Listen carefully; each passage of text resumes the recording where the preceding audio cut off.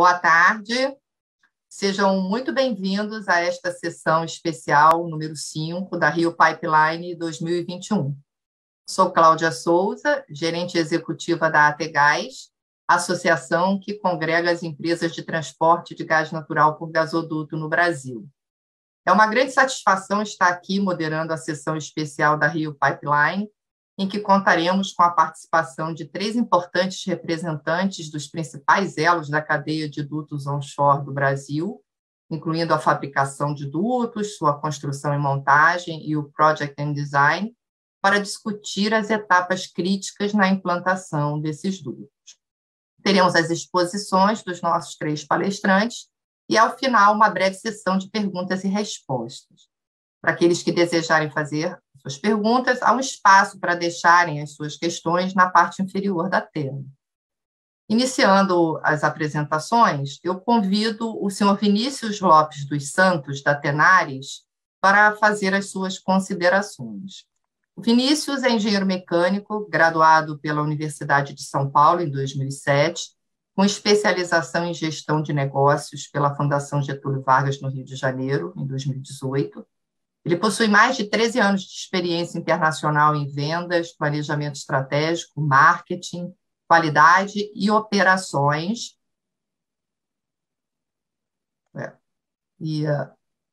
O Vinícius entrou aqui,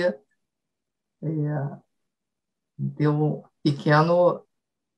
e operações. Ele ocupa a posição atualmente de diretor comercial para o mercado de Line Pipe Brasil e exportação na Tenaris, no Rio de Janeiro. Ele está dedicado à gestão comercial na subunidade de negócios da Tenaris no Brasil para tubos Line Pipe e revestimentos anticorrosivos e térmicos para os mercados de óleo e gás, onshore e offshore, também mineração, aplicações industriais e rede de distribuição. Por favor, Vinícius, a palavra é sua. Muito obrigado, Cláudia. É um prazer estar conversando com vocês.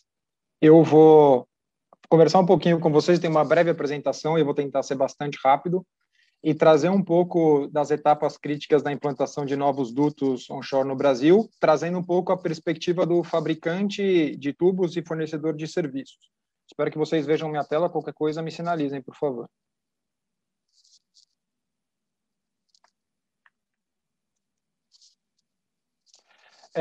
Dos principais desafios que a gente, do ponto de vista de fornecimento, enxerga para a implantação desses novos dutos, são principalmente o atingimento de uma rentabilidade mínima aceitável pelas empresas, e a gente sabe que isso é cada vez mais crítico à medida que a gente está numa taxa de juros crescente em nível mundial, e isso exige que os investimentos sejam cada vez mais rentáveis e, consequentemente, pressiona toda a cadeia de fornecimento que tenha custos cada vez mais competitivos.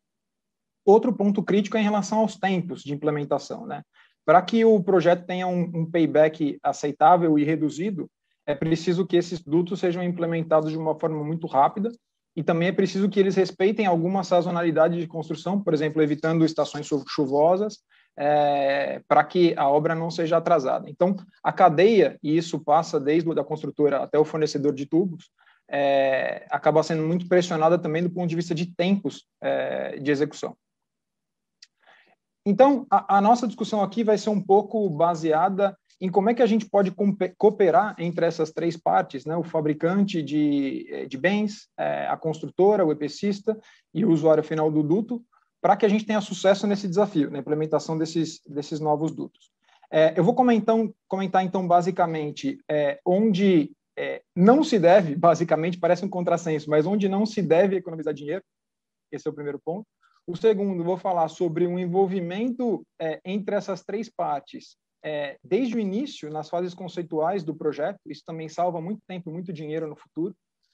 A coordenação, a cooperação e a comunicação entre essas 3 partes também é muito importante desde das primeiras fases de desenvolvimento. E, finalmente, o que o fornecedor pode contribuir em termos de redução de custos e tempos para o projeto. E aqui a gente vai falar basicamente de soluções integradas e serviços atrelados. Indo para o primeiro ponto, onde a gente não deve, de nenhuma forma, tentar economizar dinheiro. É o chamado barato que sai caro, né?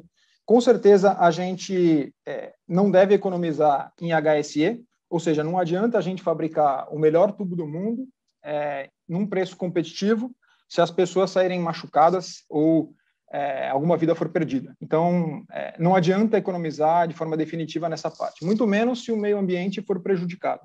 Então, esses são fatores que deveriam ser inegociáveis na nossa indústria e a gente vê uma evolução muito positiva nesse sentido.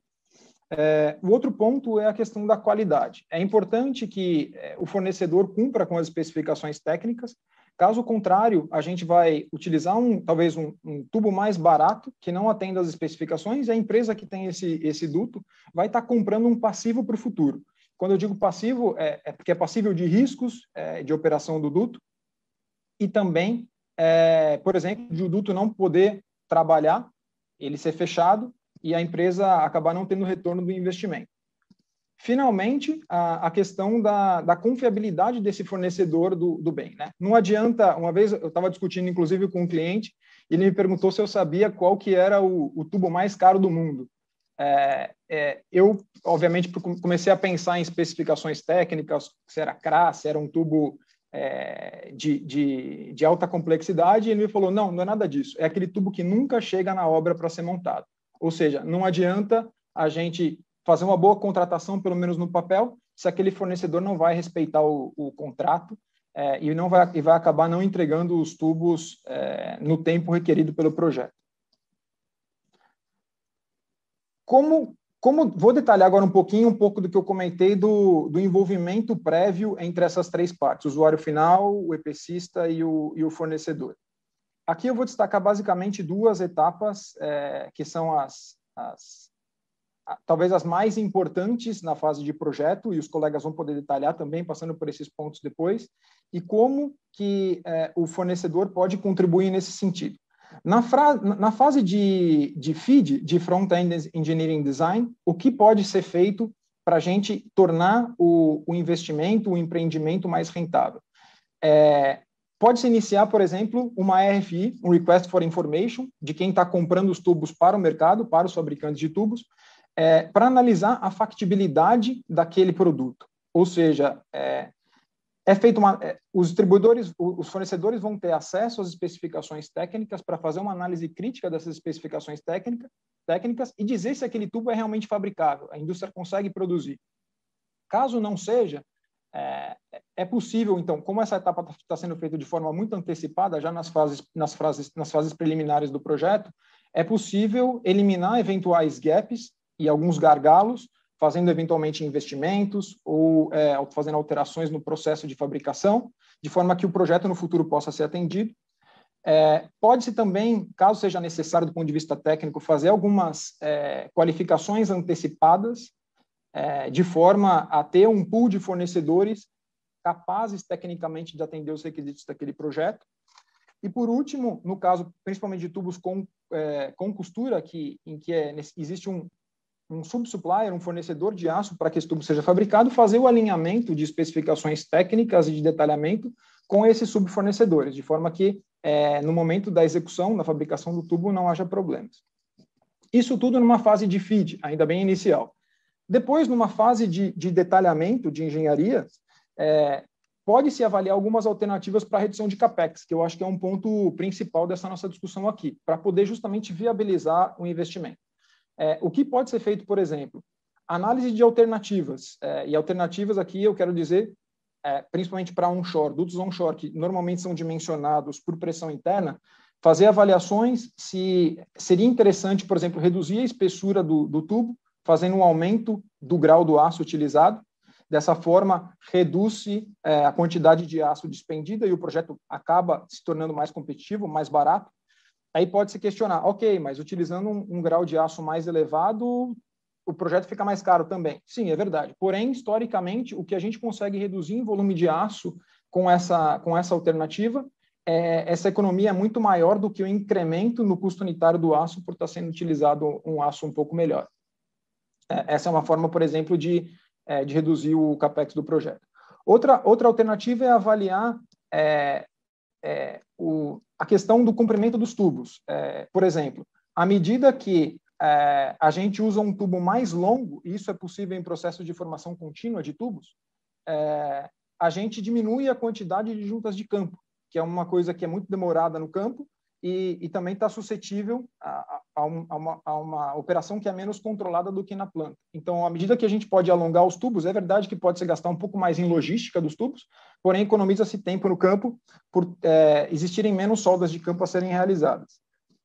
Finalmente, nessa etapa de detalhamento de engenharia, discutir se existem etapas que podem ser antecipadas, que normalmente são feitas no canteiro de obras e podem ser antecipadas para a fábrica de tubos. Aqui eu cito como exemplos o revestimento em concreto, em regiões que precisam de flutuabilidade negativa, como regiões alagadas, por exemplo. Pinturas que normalmente são feitas diretamente no canteiro, se elas não podem ser antecipadas para a planta, deixando somente os colarinhos para serem preenchidos no campo. Ou, por exemplo, a instalação de acessórios em anodos. São coisas perfeitamente factíveis numa planta, em um ambiente muito mais controlado, e com isso a gente consegue deixar o canteiro realmente concentrado na construção, na montagem do duto. Outro ponto, em termos de redução de tempo, que é muito importante, é a questão da paralelização do processo de contratação dos principais insumos e, na verdade, das principais atividades do projeto. Aqui eu coloco um gráfico que mostra que é possível se paralelizar o processo de contratação da construção, por isso que eu destaco o Czinho de construção do EPCista, dos long lead items, por exemplo, que são os tubos, que são elementos críticos do projeto. Por que é importante fazer essa paralelização? Porque se a gente pensar um projeto de uma forma em série, parece mais confortável para o usuário final contratar primeiro a construtora para que a construtora ajude na contratação do fornecedor de tubo, já que ele leva esse P de procurement no nome dele, não? Porém, isso torna um projeto em série e torna o schedule muito alongado. Então, uma sugestão aqui é fazer essa contratação em paralelo por parte do end user, enquanto ele discute o processo de contratação com as construtoras, pode discutir o processo de aquisição dos tubos com os fornecedores de tubos, de forma que o projeto fique mais encurtado. E a preocupação do EPCista de responsabilidade da construtora pode ser solucionada por uma vinculação desses dois contratos. Por exemplo, hoje tem mecanismos contratuais que permitem o faturamento diretamente do fornecedor de tubo para o usuário final e a entrega física desse tubo para a construtora. Nesse caso, a construtora permanece com a responsabilidade de fazer a recepção, a inspeção dos tubos e a administração desse contrato, dessas entregas. E dessa forma, evita-se também a bitributação. Afinal, o fornecedor de tubos está faturando esses tubos diretamente para o usuário final e somente entregando na forma física para a construtora. Finalmente, um outro ponto que o fornecedor de equipamentos e serviços pode contribuir para o projeto é fornecendo soluções integradas e serviços agregados. O que eu quero dizer com soluções integradas? É um pacotão que inclui tubos de todos os tipos que o projeto pode requerer, e aqui eu destaco, por exemplo, tubos sem costura e tubos com costura, ambos são fabricados pela Tenaris, por exemplo, todos os tipos de revestimento, desde revestimento anticorrosivos até revestimento para isolamento térmico e para flow assurance, para redução da perda de carga, revestimento interno desses tubos para gás, principalmente. Isso atrelado a acessórios, serviços e logística. Tudo isso no mesmo pacote fornecido pelo fornecedor de tubos. Outro ponto, quando eu destaco os serviços nessa primeira linha, dou um exemplo de como esse serviço pode contribuir bastante em campo. A gente já tem um histórico, isso vem desde de projetos offshore, de fornecer serviços que auxiliam muito na otimização da instalação desses tubos em campo.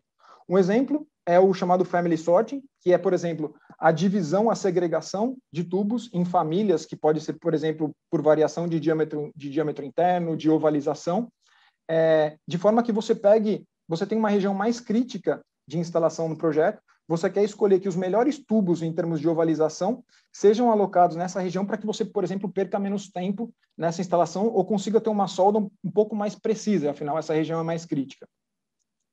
O fornecedor pode, por exemplo, fazer essas medições na fábrica, sinalizar quais são os tubos que têm a melhor tolerância, ainda que todos eles estejam dentro da especificação, quais são os melhores, fazer algumas marcações específicas e, inclusive, entregar esses tubos juntos, direcionados a uma área específica em que a construtora tem mais preocupação e precisa atuar mais rapidamente sem ter grandes problemas. Esse é um serviço que pode ser antecipado na planta e pode trazer muitos ganhos na construção no campo. Logística. Quando a gente pensa em logística, automaticamente a gente pensa em frete. Logística não é só frete, é muito mais complexo que isso. Nós, por exemplo, temos histórico de fornecer a preparação do canteiro de obras que vai receber os tubos. Essas entregas podem ser feitas just in time, de forma que você precise de uma área um pouco mais reduzida e o canteiro seja mais dedicado realmente à montagem dos tubos e não a fazer o armazenamento desses tubos. A gente pode, por exemplo, o fornecedor pode, inclusive, fazer o armazenamento, descarregar os tubos do caminhão e empilhar esses tubos, de forma que o EPCista, a construtora, possa se preocupar realmente com a atividade core do negócio deles, que é realmente a instalação. Finalmente, tudo isso pode ser feito, apesar de serem várias etapas, como vocês podem ver no gráfico de baixo, tudo isso pode ser feito com um único ponto de contato, que é um project manager, uma pessoa responsável dentro do fabricante de tubos e revestimento, que fica com a responsabilidade de fazer os relatórios semanais, mensais, qualquer coisa que seja combinado contratualmente, e que seja o ponto focal para qualquer dúvida, para qualquer questionamento e para qualquer coordenação no dia a dia da execução desse contrato. Para finalizar, eu vou falar um pouco de qual que é o escopo de produto de um fornecedor de tubos. Eu destaquei no slide anterior que existem vários processos de fabricação de tubos. Eles são basicamente definidos em função do processo de fabricação. Eu começo, por exemplo, pelo UOE-SAW, com solda de arco submerso, e eu começo por ele porque ele é o que atinge os maiores diâmetros. A Tenaris, por exemplo, fabrica esses tubos até 48 polegadas de diâmetro externo. Ele parte de chapas de aço. Essas chapas de aço são formadas num processo de prensagem. Primeiro passam por uma prensa U, formando essa chapa num formato em U. Depois esse tubo é fechado com uma prensa O. Finalmente, esse tubo passa por 3 etapas de soldagem, um tack welding, um selamento somente para fechar essas extremidades. Depois, soldas internas e soldas externas. E, finalmente, uma expansão desse tubo para atingir as dimensões finais e as tolerâncias finais. É por isso que o processo chama-se UOE, prensagem U, prensagem O e E de expansão. Depois, esse tubo passa pela etapa de finishing, onde é feita toda a parte de NDT, biselamento e liberação.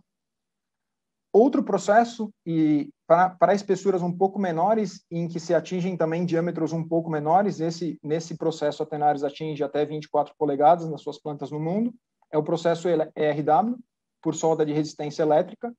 Esse aqui, diferentemente do processo discreto, chapa a chapa do UOE, é feito a partir de uma forma contínua, desenrolando bobina. Essa bobina é desenrolada, essa bobina de aço é desenrolada, as arestas são cortadas, são preparadas, e depois, à medida que a bobina vai desenrolando, ela passa por uma série de rolos, e essa bobina vai sendo conformada, aproximando uma extremidade à outra, que é o que vocês veem na segunda figura.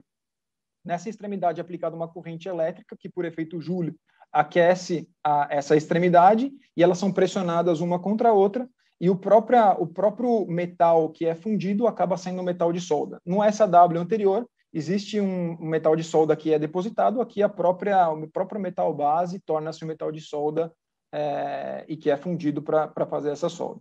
Depois é feito um tratamento térmico nessa solda, como vocês podem ver na figura seguinte, e depois esse tubo que é um tubão contínuo, acaba passando por uma série de rolos para fazer o ajuste, atingir as dimensões finais, mais ou menos o mesmo efeito que tem o expansor no processo anterior. E esse tubo que é contínuo, no final é cortado na dimensão requerida pelo cliente. É aí que eu comentei que pode-se usar tubos mais longos para, eventualmente, se for o caso, economizar algumas soldas de campo. E, por último, depois, obviamente, passa toda pela parte de NDT e finalização dos tubos também. Finalmente, tubos de diâmetros menores. A Tenaris também fabrica tubos sem costura, e aqui é um processo siderúrgico em que parte-se da redução direta do minério de ferro, a adição de sucata, depois toda essa mistura, digamos, ela é fundida e depois ela é passa pelo casting, terminando num processo de laminação a quente, que é o chamado rod rolling. Esse tubo depois passa por uma etapa de tratamento térmico. Aqui vocês podem ver, por exemplo, o aquecimento e depois a têmpera nesse tanque, e finalmente depois passa pela etapa de finalização de testes não destrutivos, biselamento, pesagem e liberação. Então, digamos, um fabricante de tubos completo tem a seu dispor todos esses processos que servem para compor todas as demandas que um projeto pode ter. É muito comum que projetos complexos demandem mais de um tipo de fabricação de tubos. Finalmente, para completar o escopo de um fabricante de tubos integrados, é importante falar de revestimentos, uma vez que um tubo nunca é aplicado nu em um projeto de line pipe onshore.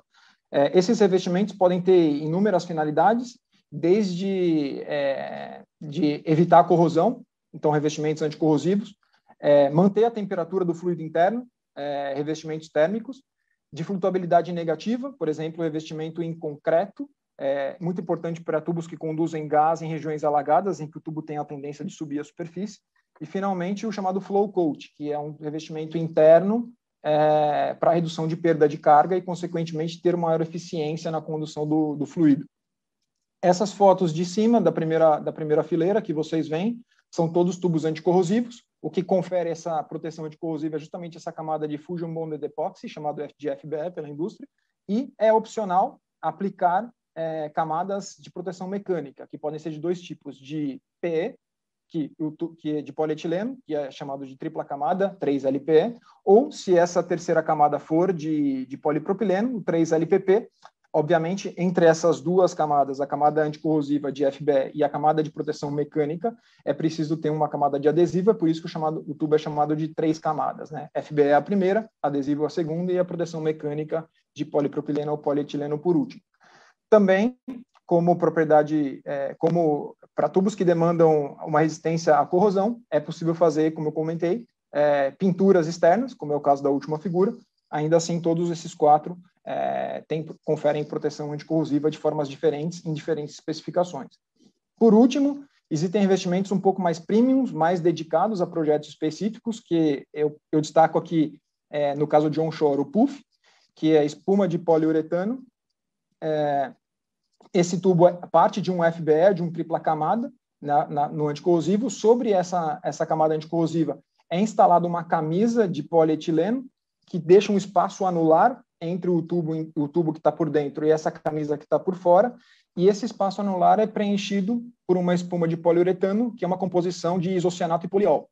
Essa espuma confere justamente essa proteção térmica que o fluido vai receber, que vai passar por dentro, para evitar, obviamente, que esse petróleo, esse escuro, torne-se uma parafina. Finalmente, como eu comentei, revestimento em concreto, aplicado por cima de tudo isso para conferir flutuabilidade negativa, ou proteção mecânica, em alguns casos extremos, e, finalmente, o internal flow coat, para conferir um melhor fluxo para esse gás que está passando por dentro do tubo. Então, para finalizar, o meu recado é justamente esse, né? Um fabricante de tubos deve se preparar para se tornar integrado, para atender da melhor forma possível todos os requisitos do projeto. Essa é a mensagem que eu tinha para vocês, inicial. Termino aqui e fico à disposição para a gente discutir mais para frente com as dúvidas de vocês. Muito obrigado. Obrigado, Vinícius, pela excelente apresentação. Então, dando sequência aqui à nossa sessão 5, convido agora o senhor Jonathan Roger Adnaud, da SPE Capag Intec, para fazer a sua exposição. O Jonathan é diretor-geral da SPE Capag Intec, uma unidade especializada em dutos do Grupo Internacional 20. Ele é formado em engenharia pelo Instituto de Minas e Telecomunicações Atlantique, na França, com passagem pelo Indian Institute of Technology, pela PUC-Rio e FGV. Ele chegou ao Brasil em 2011 como Business Developer no ramo de estocagem de CO2, gás natural, petróleo e derivados. Em 2018, ele assumiu a direção da Intec, que foi adquirida em 2016 pela 20. Jonathan, a palavra está com você, por favor. Obrigado, Cláudia.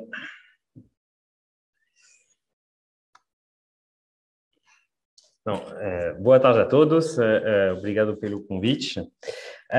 Então, eu fui convidado a falar aqui nesse painel sobre as etapas críticas de implantação de novodutos no Brasil e de dar a visão do construtor, tá? Para aqueles que me conhecem, sabem que eu sou alguém relativamente franco e vou tentar dar uma visão das minhas duas culturas, das minhas duas pernas de cada lado do Atlântico sobre o assunto.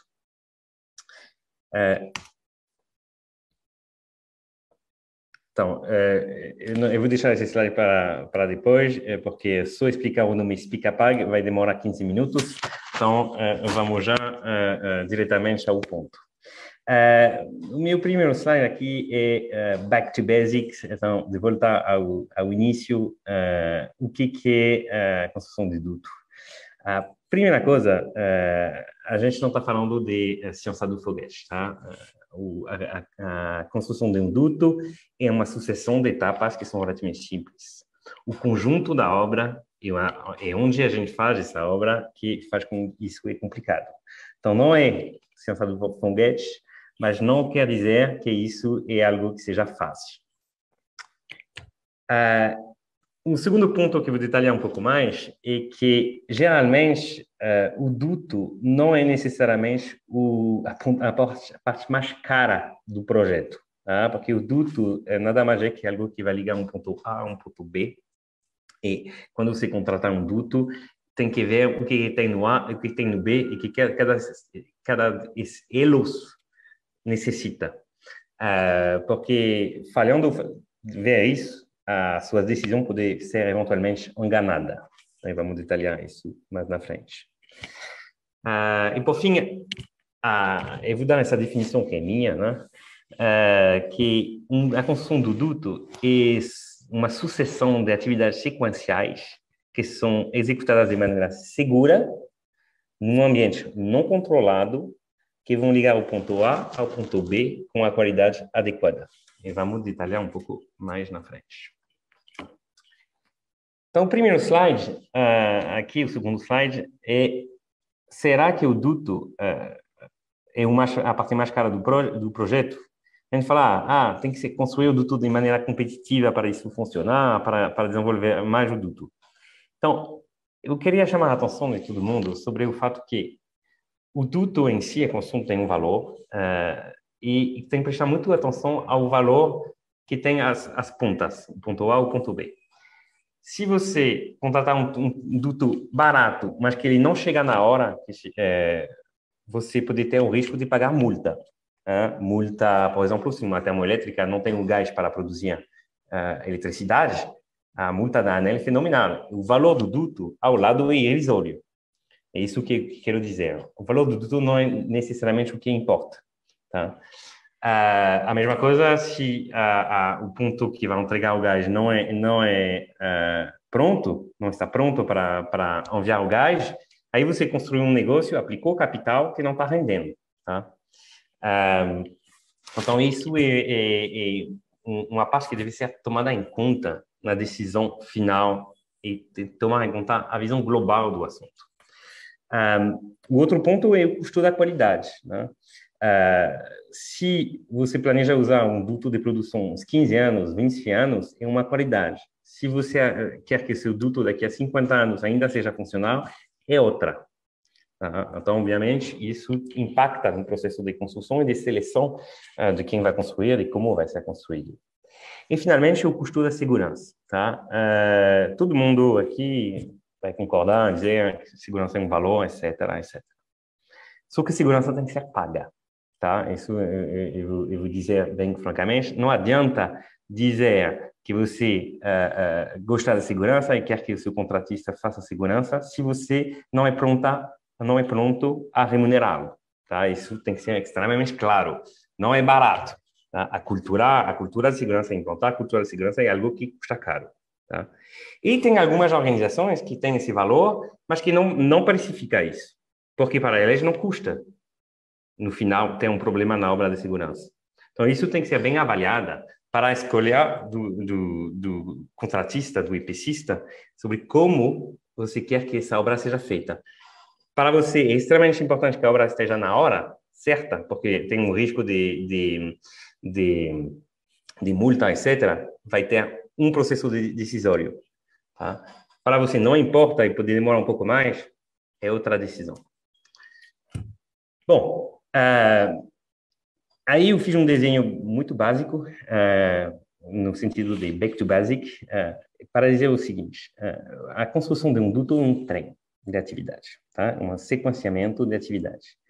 Primeiro vem a topografia, a geologia, o row, a faixa de servidão, right of way, a abertura da faixa de servidão, o transporte dos tubos, que são fornecidos pelo fornecedor de tubo, o desfile, a solda, abaixamento, recomposição e tecido estático e commissioning. Ok. É um treino de atividade. Cada um tem sua produtividade, cada uma tem suas dificuldades e sua própria logística. Mas essas são sequenciais, elas se seguem e todo o planejamento da obra é feito dessa maneira. E você está fazendo isso num ambiente completamente não controlado. Chove, sol, lama, montanha, floresta, tudo o que você quiser. O que é caro na parte de sequenciamento? O que é caro é quando a sequência de montagem fica quebrada por uma razão X, Y. Você monta o seu trem, o teu trem está andando, primeiro a topografia, depois a abertura de faixa, transporte de tubo, etc. E daqui a pouco, bum, não tem mais nada. Bom, aí o que você faz? Você pega todo mundo, botar num caminhãozinho, levanta a carga, botar num caminhão, transporta do outro lado, botar todos esses side-boom bonitinhos dentro de um caminhão, transporta, vai do outro lado, reinicia teu trem.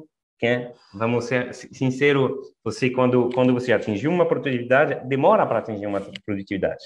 Quando você quebrar a sequência, você não vai reiniciar com a produtividade máxima. Você vai ter um tempo de, vamos dizer, de aquecimento. E aí você continua a construir o duto, e aí, liberou o que estava pendente. Carreta todo mundo, levantamento de carga, botar no caminhão, transporta todo mundo e volta. Pois bem, e aí você reinicia. Então, a falta de sequenciamento é um grande problema para a gente. Por quê? Primeiro, você tem um custo enorme de parada, né? Enquanto você movimenta tudo isso, você não trabalha. Tá? Você expende sua logística, porque você não pode abandonar o que você fez para trás, você tem que montar e continuar o que está para frente, então você vai ter uma área geográfica maior a cuidar, que é um problema. Você vai ter que voltar atrás para fechar um tain, e como vocês podem ver na foto à direita, um tain é muito mais demorado que uma solda de ponteada. Uma solda de ponteada é 5, 10, 15, 20 soldas por dia, dependendo do tamanho da ponteada, enquanto o tain é uma por dia, uma a cada 2 dias, uma por semana, se o tain for muito complicado. Então, a gente dá para ver que o problema, em termos de custo, é grande, em termos de produtividade, é grande. Você aumenta o risco de segurança porque você aumenta o número de movimentação de carga, de transporte na estrada, etc, etc. E aumenta a sua dor de cabeça. Bom, então, o que pode quebrar uma sequência? Tá? A sequência, licenciamento, obviamente, é a primeira coisa que vem na mente, é a autorização. A negociação com os proprietários, que isso é um negócio que demora bastante, do right of way, né, que é a faixa de servidão, mas não só da própria faixa, como do acesso à faixa. Porque, às vezes, você consegue a obra andar pela faixa, mas você também tem que criar acessos paralelos. E tem que ter autorização para fazer isso. Tem que construir esses acessos, manter esses acessos. Problema com concessionária, que não dá autorização no tempo que você gostaria para poder atravessar as infraestruturas deles. Problemas técnicos que você não antecipou, geologia, pode ser rocha, pode ser pedregulhos, que é um problema, pode ser lençol freático mais alto que previsto, ou mais baixo, aliás, cruzamento especial. O Vinícius falou do problema de compra de long lead items, né? Se você tem um problema de logística e que falta um lote de tubo, a obra para. custa caro para a obra para. Aí você vai tentar avançar algumas atividades, você vai estender a logística, a gente volta o problema inicial. E o sequenciamento, quando que essa obra vai acontecer? Tá? Se você fizer uma obra entre janeiro, fevereiro e março no Rio de Janeiro, né? Aguas de março, chuvas que fechavam o verão, ou em julho e agosto, a produtividade não tem nada a ver. Né? Você tem problemas com a chuva, que vai gerar chuvas e consequência de, né? Porque se você não conseguir chegar onde você tem que ir para trabalhar, você não trabalha. E problema com também incidência de raio. Então, tudo isso são os problemas que a gente tem na sequência construtiva, que custa caro e que pode aumentar o custo de uma obra. E a questão, então, é como você vai contratar, qual contrato você vai fazer para refletir melhor todos esses pontos.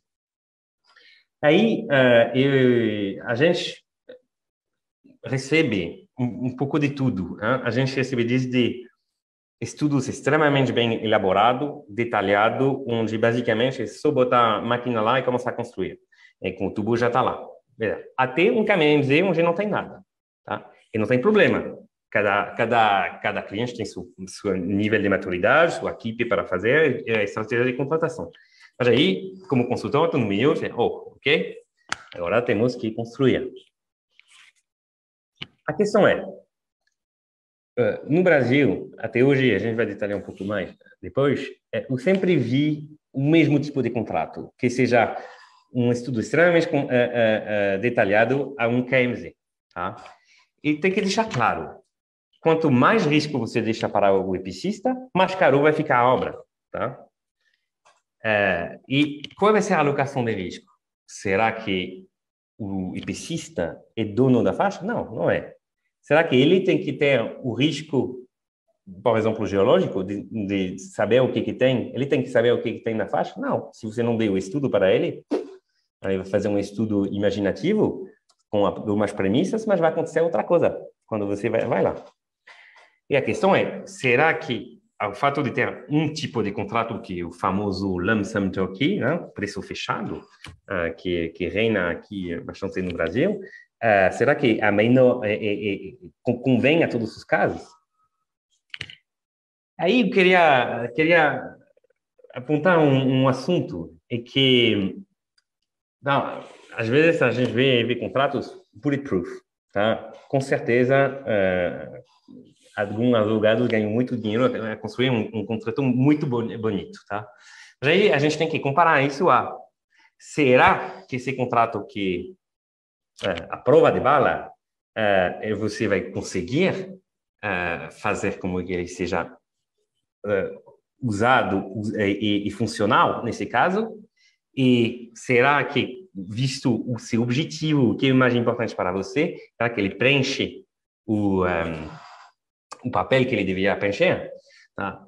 Eu estou no Brasil há 11 anos, eu já vi montes de obras, não só de duto, mas obras em geral paradas.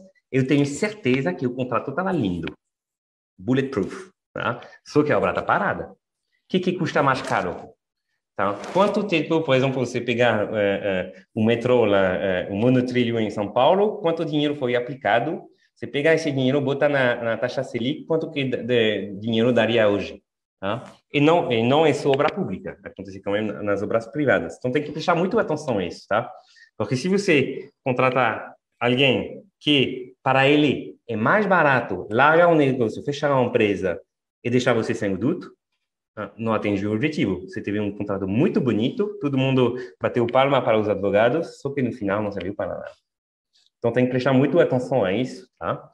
E qual é a minha mensagem no final? Contratar um duto não é pastelaria, tá? A gente não... cada duto é uma obra de arte. Como eu falei, não é complicado, cada etapa é simples e conhecida, mas o conjunto da obra que faz com que tenha um nível de complicação e de logística importante para o sucesso da obra. Então, para que isso seja sucedido, você tem que ter certeza que você vai contratar o que você necessita e da maneira que você se necessita. O que é importante para você? O duto barato ou o duto na hora? Tá? E finalmente, como gringo, mas que tem bastante tempo no Brasil, eu acho que no Brasil a gente não explora bastante os outros tipos de contrato. A gente vê muito contrato lump sum turnkey, isso é basicamente o que reina aqui, mas isso não reflete melhor necessariamente a maturidade do projeto do cliente e o que ele necessita. E o Vinícius estava falando isso também. Quando se envolve mais na frente, por exemplo, o Early Contractor Involvement, a contratação do IPCista já na época do básico, você vai ganhar tempo. E depois você pode fechar outro tipo de contrato em função da alocação dos riscos que seja fair, né? Que seja justa. Tá? Por exemplo, no Canadá, quase todos os contratos de construção de dutos e de perfuração adicional são em cost plus fee. Todos. Pela maturidade da indústria, pela maneira de se contratar, pelo costume e pelo fato que eles sabem que tem um grande nível de incerteza, que contratar um turnkey seria acabaria na justiça na arbitragem. Bom, para terminar, porque o tempo já acabou, o outro ponto é tecnologia. Construção de duto é muito simples. Você tem gente, máquina, tempo. Então, para reduzir o custo, tem que reduzir um dos três, tá? Então, tem que produzir mais rápido, com menos gente, menos equipamento. Obviamente, quando você produz com menos gente, estatisticamente, porque você reduz a base de acontecimento, você tem também uma melhoria da segurança. E o que é interessante é que, assim, por exemplo, você pegar na Austrália, tem 30% a 40% menos de gente na obra. Por quê? E eles têm excelente nível de segurança. Então, como que você atinge isso e consegue transcrever isso no Brasil? Bom, por exemplo, temos dois problemas. Primeiro, existe tecnologias, existem ferramentas, não necessariamente tecnologia, mas ferramentas que melhoram a segurança, a produtividade, etc. Só que toda vez que você quer importar isso, você paga 50% do imposto em cima. Então, de um lado, você tem uma mão de obra mais barata aqui na Austrália ou na Europa, e do outro, você paga um equipamento mais caro. A conta não fecha. Se o cliente não exigir esse tipo de equipamento, a gente vai continuar fazendo o que a gente está fazendo hoje. Não tem milagre. O outro ponto que é interessante é que, por exemplo, hoje a gente, por costume, por lei trabalhista, pela exigência e prática do mercado, tem o famoso desvio de função, que cada um tem que fazer uma coisa bem definida. Isso não é necessariamente a panaceia, vamos dizer, o grau, porque de segurança, porque na Europa ou na Austrália o pessoal faz várias coisas, várias tarefas, e não tem problema de segurança, desde que o pessoal seja treinado. Tá? E isso é uma maneira de reduzir o número de gente nas obras. E reduz o número de gente e de equipamento, reduz o preço e fica mais competitivo. Então, vou acabar por aqui. Obrigado. Cláudia, é com você. Obrigada, Jonathan. Excelente apresentação. Time is money, realmente. Então, finalizando a nossa sessão de apresentações, eu convido o senhor Fábio Lopes de Azevedo, da Petrobras, para nos trazer as suas considerações. O Fábio é engenheiro químico, graduado pela UFRJ em 1987, atua na Petrobras há 32 anos, sendo a maior parte desse tempo na área de refino, passando por várias posições gerenciais na área de engenharia, operação, tecnologia e planejamento. Atualmente, ele é o gerente-geral de engenharia de refino, gás e energia, área responsável pelos projetos de engenharia dessas áreas de negócio e também suas logísticas. Fábio, o comando está contigo, por favor. Obrigado, Cláudia. Vou compartilhar aqui a apresentação com vocês.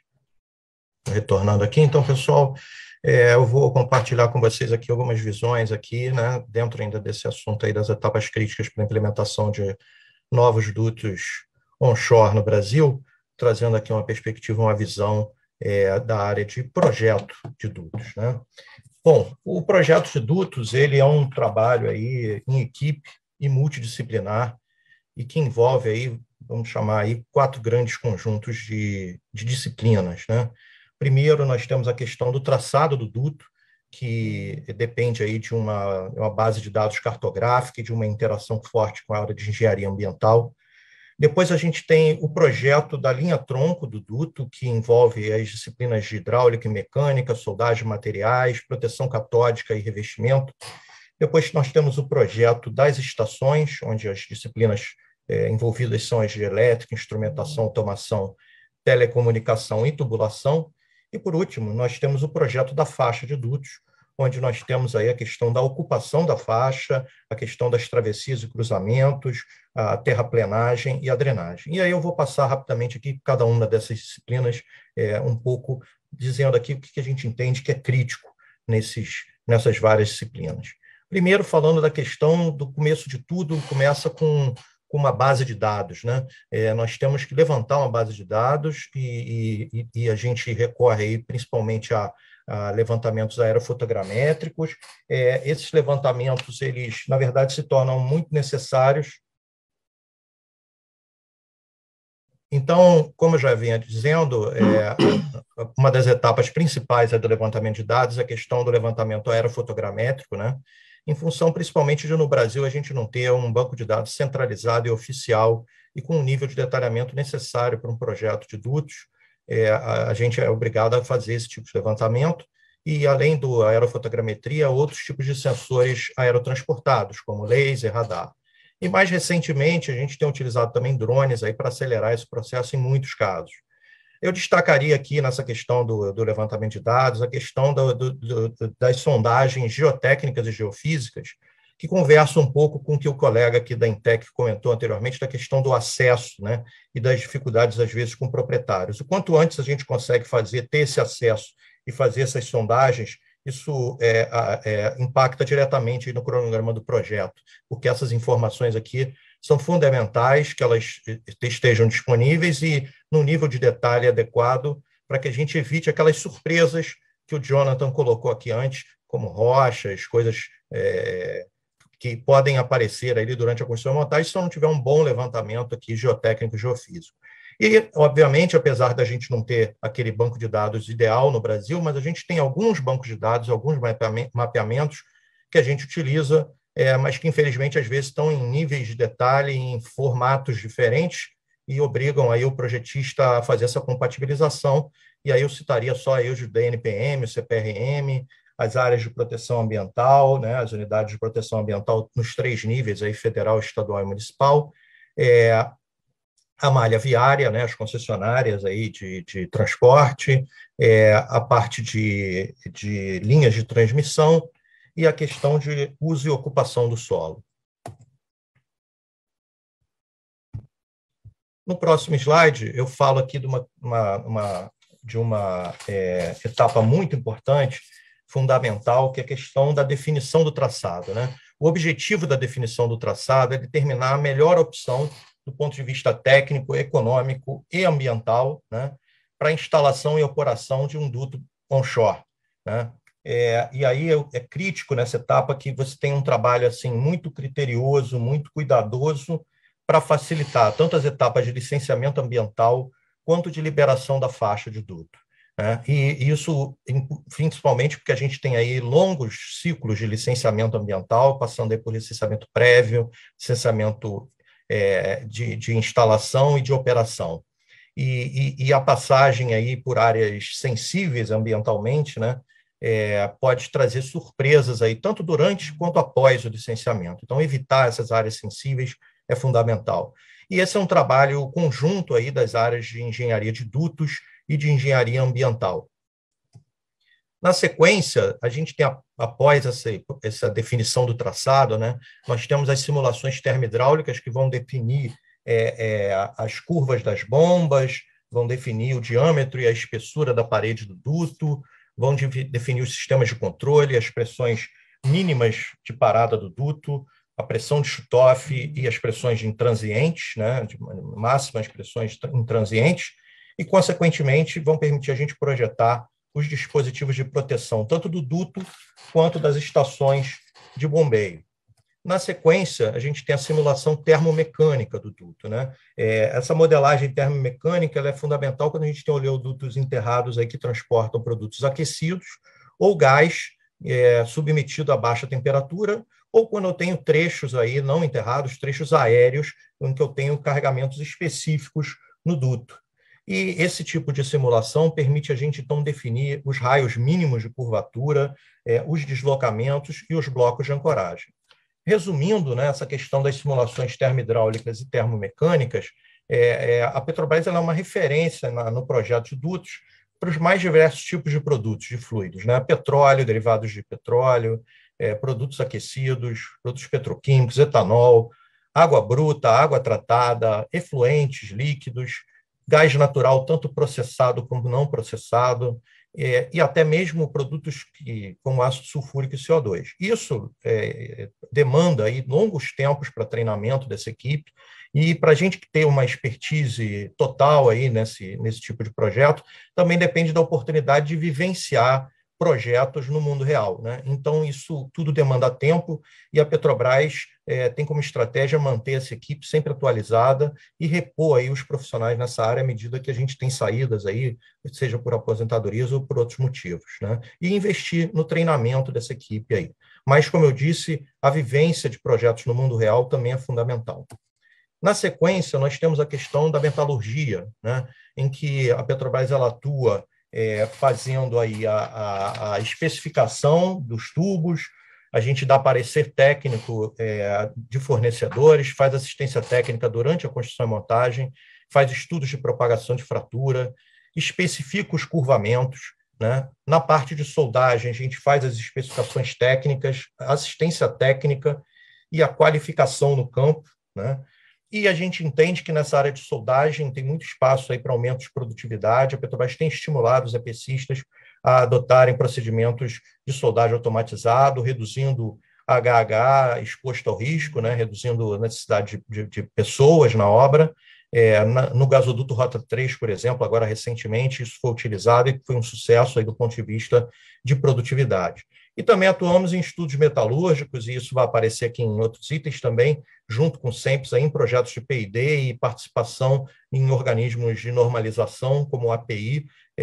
Participamos ativamente, buscando não só estarmos atualizados em relação ao que está acontecendo no mundo, mas também para influenciarmos essas normas para que atendam aí também os nossos interesses. Na sequência, o próximo disciplina é a questão da proteção catódica. A proteção catódica ela busca ali controlar o potencial eletroquímico para proteger os dutos aí contra a corrosão, e a Petrobras atua aí fazendo o projeto tanto básico quanto executivo, assistência técnica, fazemos avaliação da interferência de terceiros, como linhas de transmissão de energia elétrica, linhas férreas, e também participamos aí em organismos de normalização, em P&D, e também especificamos a proteção interna das juntas de soldagem do duto.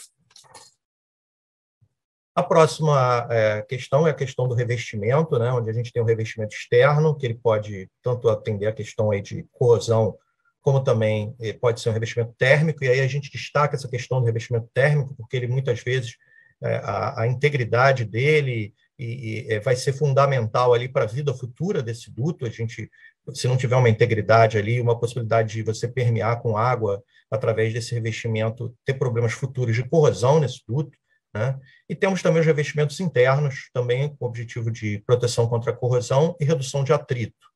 E aí a gente atua tanto no projeto básico quanto no gerenciamento técnico do projeto executivo, na supervisão do projeto executivo pelo EPCista, em assistência técnica, em consultoria, em projetos também de P&D e em normalização técnica. E aqui a questão do projeto da faixa de dutos, né? No passado, a Petrobras ela se concentrava ali só no projeto, no dimensionamento da linha tronco, o que deixava aí soluções construtivas relevantes para o projeto executivo do EPCista. E isso trazia muitas incertezas, né? A gente gostaria de destacar aqui que as máquinas e os equipamentos para esse tipo de obra eles são de difícil suprimento, aí, de difícil fornecimento, né? São equipamentos importados, como tuneladora, boring machine, brocas para rocha dura, e os requerimentos ambientais também estão cada vez mais restritivos, né? Numa obra de dutos, aí, o maior impacto ambiental é a construção e montagem do duto, é a execução da obra, né? Então, atualmente, a Petrobras busca fazer o projeto da faixa de dutos, né, de modo a antecipar as principais definições construtivas e otimizar os custos e o cronograma da obra, né? Então, a gente faz aí os estudos de ocupação da faixa, faz aí levantamento de acessos para construção e montagem, definição dos principais métodos construtivos, projetos de terraplenagem, de travessia e cruzamentos. Outra questão que é crítica é a questão que já foi abordada aqui anteriormente pelos meus colegas, é a questão do fornecimento, né, pelo suprimento de materiais, principalmente aí dos tubos, né, que é uma etapa crítica aí do cronograma e, normalmente, um caminho crítico dos projetos de dutos.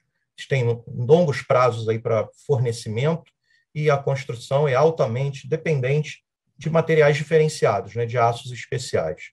E a gente entende que, sem uma ação direta durante o processo de fabricação, os problemas eles podem vir a ser descobertos somente no campo, impactando a obra, né? Então, é fundamental que a gente qualifique os fornecedores e acompanhe tanto o processo de produção quanto de testes para minimizar problemas de fornecimento.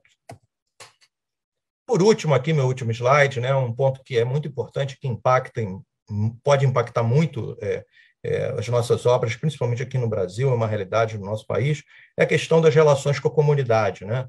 A gente pode ter, aí, apesar do projeto da faixa, né, o projeto